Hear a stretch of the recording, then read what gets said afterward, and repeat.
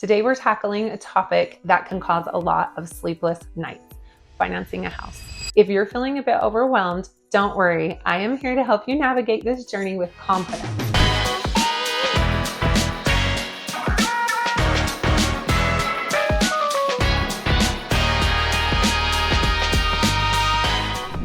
I have been in real estate over 18 years and constantly hear my clients express their regret in waiting to buy a house or make a change in homes due to the fear of financing.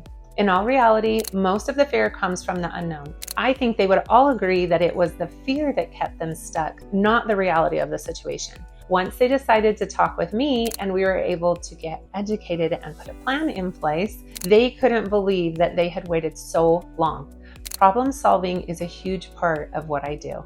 I love helping my clients overcome their fears. This doesn't always result in them making a move, but it does build our relationship and help them feel at peace with their decision to stay or go. I have a retired couple who was feeling ready to make a move. They were driven to this decision mainly because their yard was overwhelming. They were spending so much of their time maintaining the yard that they were feeling frustrated. We got together and we went over the value of their home. We also looked at the potential options of homes that they could buy in the area that would fit their needs. We talked about how much they loved having a home with a large and open gathering space. In their current home, they could host celebrations with both their children and grandchildren.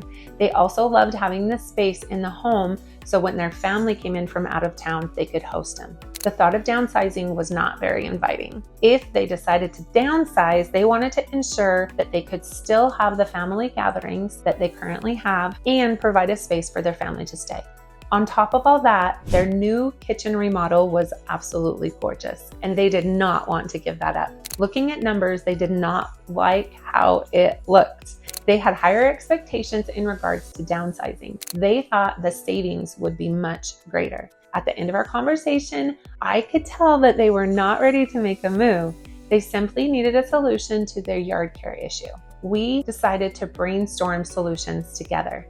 We concluded that it was within their budget to hire a professional to take over the yard maintenance. I gave them a few suggestions of companies that could actually help them maintain their yard. They were resistant at first because they felt that no one could care for their yard like they could. They were hesitant to spend the money on something that they used to enjoy and that they felt they really should be doing themselves. I pointed out that if they invested in a company to do the bulk of the work, they could still spend time caring for the yard, but maybe it would only be 10% of the time that they were currently doing. They acknowledged that the money investment in the yard would not negatively impact their budget and that it would bring them peace of mind. Once they agreed on the solution, their desire to move has been put on the back burner for now. And as you can guess, they decided to stay and enjoy their home a little bit longer. My clients are happy with their decision to stay put for now. They are grateful that I was able to help them evaluate their wants and needs.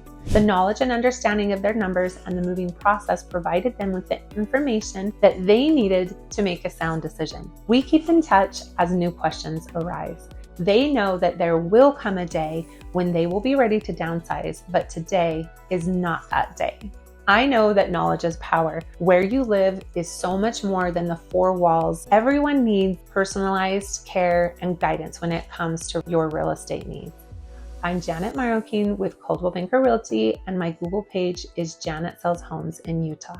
If you have concerns or fears about your current living situation, I am a great problem solver. I am happy to help you find the solutions that you need to alleviate your fears. You can give me a call or set up a complimentary Zoom appointment. If this is your first time to the channel and you want to know everything there is about living in Salt Lake City, Utah, then subscribe below and tap the bell for notifications so that you can be the first to know all there is to know about the current market in Salt Lake City, Utah, and surrounding suburbs. My name is Janet with Living in Salt Lake City. We get calls and texts every day from people just like you looking for us to help them make a move to Salt Lake City, Utah and surrounding suburbs, and we absolutely love it. Whether you are moving in 9 days or 90 days, give us a call, shoot us a text, or send us an email. My information is in the description below so that you can make a smooth move to Salt Lake City, Utah and surrounding suburbs. So let's dive into how to overcome the fear of financing and buying a home. Let's start by breaking down 4 solutions to help you overcome your fear. Then we will address how to avoid the 8 most common mistakes.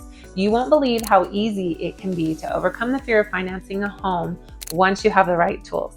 First things first, educate yourself. Knowledge is power, especially when it comes to mortgages and interest rates. Take some time to understand the mortgage process, different loan types, and current interest rates. Trust me, the more you know, the less intimidating it will feel. I have great referrals to lenders so that you can request a phone appointment or a Zoom call. I also have separate videos that address the different loan types and other related topics. To get started, you'll want to write down a list of questions. Some good questions to ask would be, what types of loan programs are available in my area? Are there any grants? Are there any first-time buyer programs? Remember that a first-time buyer is defined by someone who hasn't owned a home for more than 3 years. How much down payment do I need? If I want my payment to be X, what is the maximum purchase price I can afford? What paperwork is required to apply for a loan? Does it cost money? Better yet, schedule a Zoom call with me and I can help you break down the buying process. You will start by evaluating where you want to live. What cities keep you close to work? Family? Your favorite hobbies? If you go to my website at janetsellshomesinutah.com, you can conduct a search of available homes in your desired area. What is your maximum number of bedrooms and baths? Are you willing to compromise on that number if it keeps you in the desired city that you want? Maybe you will not compromise on the minimum number of bedrooms and baths, but you would be willing to expand your search into neighboring cities.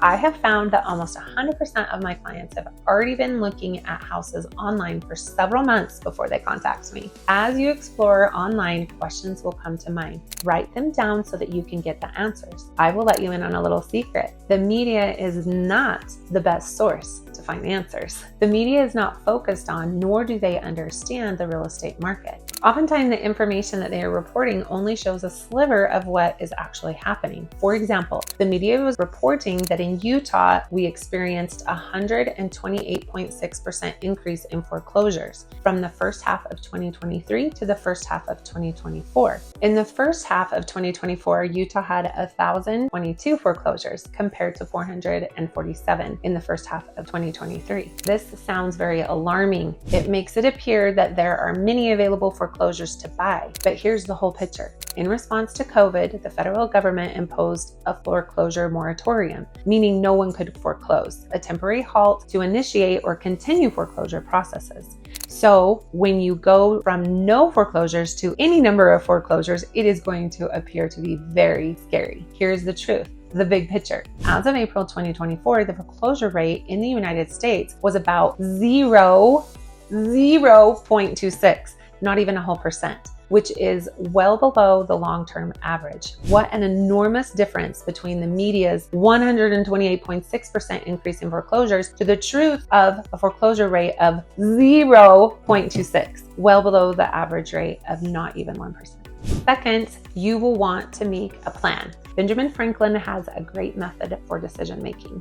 Grab a piece of paper or your computer and make a list of the pros and cons. Reflect on them. Make your decision. When it comes to financing a home, consider your savings, your expenses, your retirement funds, and investments. This will give you a clear picture of what you can afford. This is not to say that if you are a first-time buyer and you have very little cash to contribute to your purchase, you should put off buying a home. If you have a solid plan in place, purchasing your first home could actually help you stay on track with your budget and financial goals. As long as you are responsible and understand that managing your budget will be key to creating wealth for the future. I would take the leap and achieve homeownership as soon as possible. Homeowners are 87% wealthier than renters. Homeownership helps you increase your wealth as you continue to gain equity and pay down your mortgage. Someone once told me that owning a home was a forced savings account. If properly managed, you will get to retirement and have no house payment. Over 1/3 of residents in the United States own their home outright. They do not have a mortgage. This should be part of your long-term goals. Imagine the freedom that you will feel when you no longer have to worry about your biggest expense, which is paying where you live. There are programs for first-time buyers that make it obtainable to purchase a home with as little as $2,500 to complete the process. Consult with a professional lender realtor, and even a financial advisor to stay on track for your future dream life.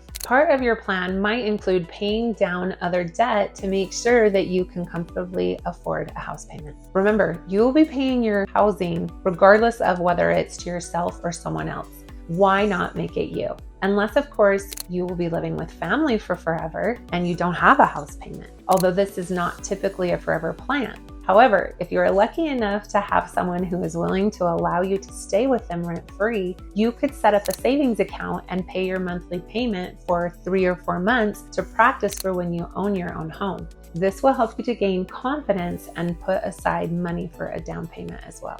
So step 3 is to create a budget. Let's talk about budgeting. A solid budget is your best friend when it comes to managing finances. Here are the 5 basic elements that you need to consider. Element number 1 is your income. This is your starting point, knowing exactly how much you bring in each month. And remember, there are 5 types of income that you should never include in your budget: extra paychecks, income tax refunds, bonuses, side hustle money, or any other money that is non-permanent income. It is important to note that the lender will likely not allow this to be included in the type of income to help you qualify. It makes sense that you cannot rely on these types of income, but it could be very helpful in planning your down payment or helping you buy a new washer and dryer or other needed items for your new home. I helped a young married couple just starting out. They were determined to do whatever it took to purchase a home. They had a solid income, but were struggling to have the funds that they needed to feel comfortable to move forward in the purchasing process. They waited until they received their tax refund. They used the entire refund as a down payment. This allowed them to use the additional savings that they had as a safety cushion. They purchased a used washer and dryer. They collected hand-me-down furniture. I was so impressed by their determination. I admire their ability to sacrifice and work for their future. Element number 2 is fixed expenses. Those are non-negotiables like rent, utilities, and of course your mortgage. I have a client who sends money to his mom in Mexico each month. He knows that this needs to be figured into his fixed expenses. When he was qualifying for a loan, he decided to lower his maximum purchase price, knowing that he had an additional expense that the lender was not taking into account. He was able to choose a monthly mortgage plan that fit his finances so that he could continue to support his mom without causing financial stress. Moving on to element number 3, which is debt. That includes all your debt payments, so credit cards, car loans, you name it. If you have a personal loan that will not show up on credit, you will want to make sure that it is included in that debt. Element number 4 is flexible and unplanned expenses. Life happens. Be ready for those unexpected costs. I think we have all experienced those unexpected medical bills, car payments, and other surprise expenses. Element number 5 is savings. Always, always, always pay yourself first. Try the 50-30-20 rule as a simple budgeting framework. 50% for your needs, 30% for your wants, and 20% for savings and debt repayment beyond your minimums. Track your income and expenses to identify areas where you save or reduce spending. Another great suggestion would be to work with a financial advisor. Don't be afraid to reach out and ask them, even if you feel like you might be too small of a client. If you need a referral, I have a great one. They can help you set realistic goals, evaluate what you can afford, and plan for long-term financial implications of buying a home. You will also want to seek a trusted advisor to help guide you through the home buying process. It helps to work with someone who has the day-to-day experience in the real estate market. Make sure you choose a real estate agent that communicates well and can properly explain the contracts and steps in the home purchasing process. Your home is one of the biggest investments. You will sleep much better if you feel you know what to expect and feel confident in understanding the purchasing process. Okay, let's revisit the budget portion of the process. I feel like it is the most essential piece of helping you to create peace of mind and giving you confidence to move forward. Creating and maintaining a budget is a crucial step towards achieving financial stability and reaching your financial goals. However, many people make common mistakes that can derail their efforts and lead to unnecessary stress and financial setbacks. By understanding and avoiding these pitfalls, you will ensure that your budget works effectively for you.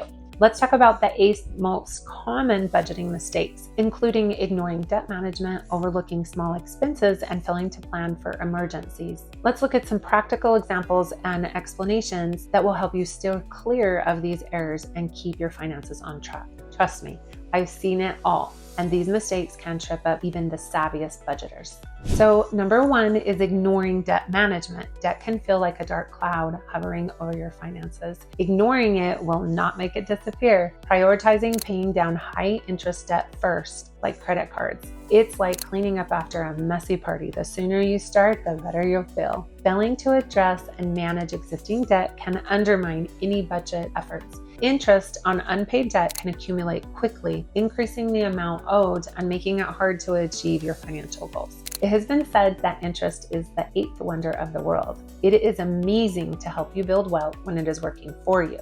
It's devastating when it's working against you, and it will definitely keep you stuck. Here is a common example. If you have a credit card debt with a high interest rate and are only paying the minimum payment each month, the interest will continue to add up, potentially doubling or even tripling the original debt amount over time. A better approach is to allocate a portion of your budget to pay down high interest debt more aggressively. Moving on to number 2, which is overlooking small expenses. Small, seemingly insignificant expenses can build up over time and significantly impact your budget if you don't account for them. A good example is a daily drink at the gas station. The purchase may seem minor, maybe you're only spending $5 each day, but if you look at that, that's $150 a month. And it's $1,800 a year. Including these small expenses in your budget helps you to understand where your money's going and identify areas where you can cut back. I have a client who stopped at the gas station each morning for coffee on her way to work. Then on the way home from work, she would stop and grab a soda. She never even thought about how much she was spending each month on these daily runs. She started buying her coffee and soda at the grocery store and could not believe the savings that it made by making this one small change. David Bach wrote a great book called The Latte Factor. It is worth a read so that you can take some serious action and take control of your budget. If you can cut back on small regular expenses, it will save you a ton over time. Track every dollar for a month, and you might be shocked at how much these small purchases are actually costing you. Number 3 is failing to plan for emergencies. Life is full of surprises, and not all of them are pleasant.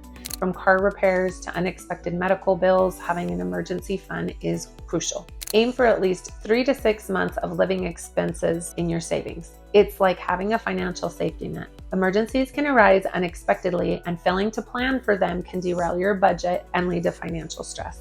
Unfortunately, life happens. Set aside a portion of your income into that emergency fund. That will ensure that you will have the financial cushion to cover the unexpected expenses without resorting to high interest loans or credit cards.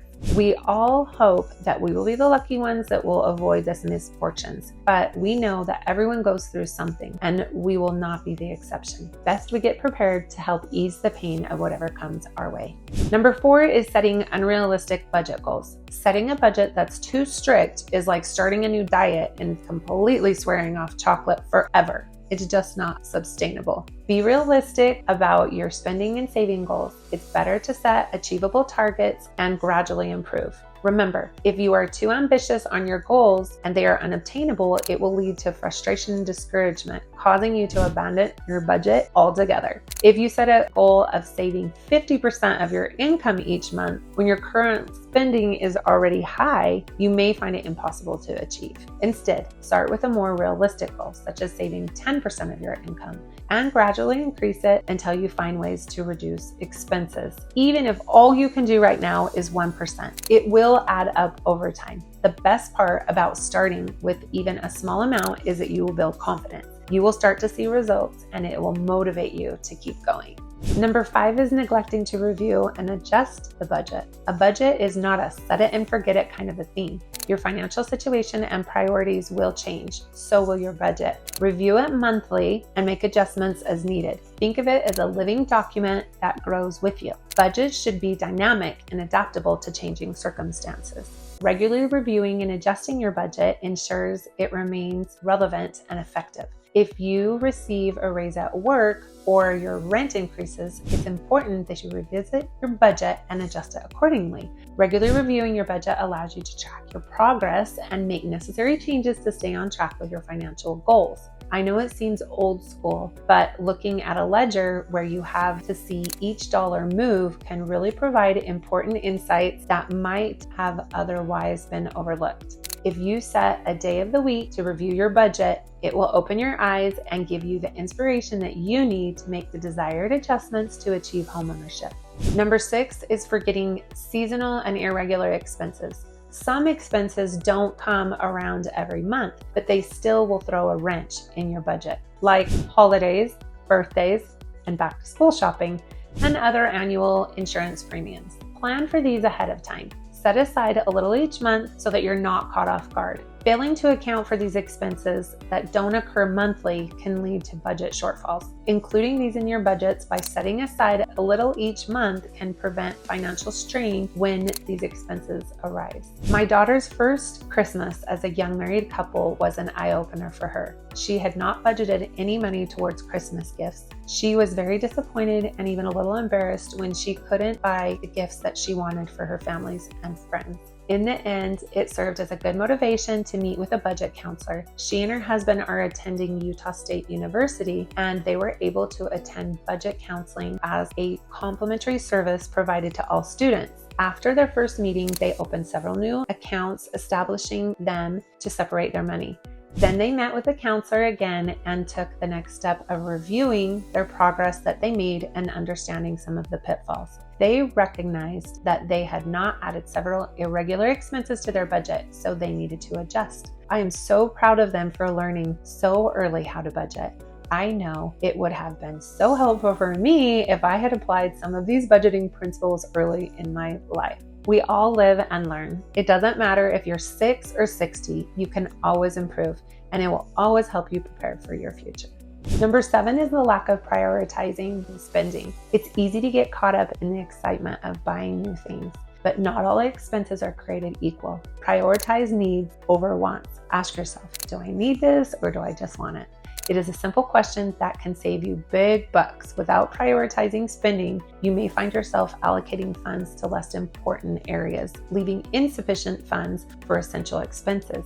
If you spend a significant portion of your income on entertainment and dining out, but you struggle to pay your bills or save for future goals, it's a sign that your spending priorities need adjustment. Prioritizing essential expenses and goals ensure your money to be used effectively. I know that for my daughter and her husband, eating out was an expense that they were not tracking. They were shocked when they realized just how much of their paycheck went to restaurants. Part of their new budget is only to eat out once a week. In today's world where everything is so fast-paced, this is harder than it seems. It has taken planning on their part to have meals prepared at home. They have tried making it fun by finding new and creative recipes. They plan their grocery shopping and meal preparation so that they can make their budget work. It is a sacrifice. My daughter has called me more than once for encouragement to stay on track. I will confess to sending a little Venmo for takeout now and then as a little reward for their decision. Number 8 is not using budget tools. Relying on mental calculations or sporadic note-taking can lead to inaccurate and missed expenses. Using budget tools can help keep you on track with your income and expenses more effectively. There are a wide variety of both free and paid apps. Good Budget is an option for beginners and allows users to track income and expenses and customize your budget and save for future expenses. It also syncs across devices in real time, so users can access their budget on multiple platforms. Good Budget is free for up to 20 envelopes and costs $10 per month or $80 per year for unlimited envelopes. Some other popular budgeting apps include Mint or YNABA, You Need a Budget, Pocket Guard, or even simple spreadsheet can help you monitor your spending, categorize expenses, and stay within your budget. These tools often provide insights and tips to improve your financial management. By avoiding these common budgeting mistakes and implementing best practices, you can create a more effective and sustainable budget, leading to better financial health and peace of mind. Even if you decide homeownership is not for you, learning and implementing a budget will be the best gift that you can give yourself and those that you love. It will lead to more confidence and peace in your life. Understanding and managing your financing will provide a sense of freedom and joy in your life. I have a client who has lived in her home for over 17 years. She and her husband purchased their home with the intention of staying in it until they died. Her husband passed away at 70. Neither of them expected him to pass so young. She was full of grief and confusion for some time. Her family encouraged her to sell the home and downsize now that her husband wasn't there to help her maintain the house. He used to love to garden and care for the yard. She was completely overwhelmed by the yard maintenance that her husband enjoyed so much. She hired someone to maintain the yard, and that helped. Now that it's been over 2 years, she contacted me to help her evaluate her options. She found the perfect 55 and older community. She applied the Benjamin Franklin method and wrote out the pros and cons. In the end, the pros won out. She won't have to worry about yard work anymore. It is within walking distance from her daughter. She will still have her independence, but help will be close when she needs it. She's gotten excited about the possibility of making new friends. She's ready to look forward and embrace a different future than she had once imagined. We reviewed her finances and the numbers line up, and she feels confident that she can make the move. She has secured her purchase, and we're in the process of selling her current home. I believe that real estate is so much more than 4 walls. It's a lifestyle, it's your future, your family, and community. I also believe in timing. When it is right, you will be able to move forward and things will fall into place. It's a wonderful privilege to see homes and people match. If you will educate yourself, make a plan, create a budget, and work with a professional, you will gain the confidence that you need to make a move. Avoiding these common mistakes will help you to be put on a solid path to managing your finances effectively. Remember, homeownership is a plan for your future, giving you control and peace of mind. Financing a home does not have to be scary. With the right knowledge and tools, you can tackle it with confidence. If you have any questions or need more personalized advice, I am free, so reach out. Don't forget to subscribe and hit the notification bell for more tips and tricks on your home buying process. Until next time, happy house hunting.